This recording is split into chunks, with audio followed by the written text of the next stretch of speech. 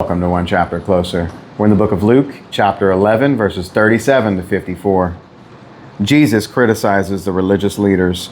As Jesus was speaking, one of the Pharisees invited him home for a meal, so he went in and took his place at the table. His host was amazed to see that he sat down to eat without first performing the hand-washing ceremony required by Jewish custom. Then the Lord said to him, "You Pharisees are so careful to clean the outside of the cup and the dish, but inside you are filthy, full of greed and wickedness. Fools! Didn't God make the inside as well as the outside? So clean the inside by giving gifts to the poor, and you'll be clean all over.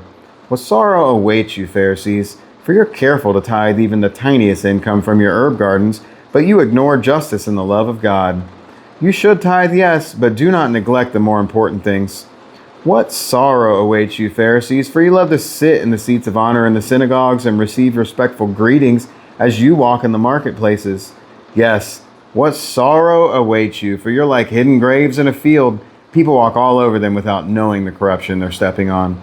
"Teacher," said an expert in religious law, "you've insulted us too in what you just said." "Yes," said Jesus, "what sorrow awaits you, experts in religious law, for you crush people with unbearable religious demands, and you never lift a finger to ease the burden. What sorrow awaits you, for you build monuments for the prophets that your own ancestors killed long ago. But in fact, you stand as witnesses who agree with what your ancestors did.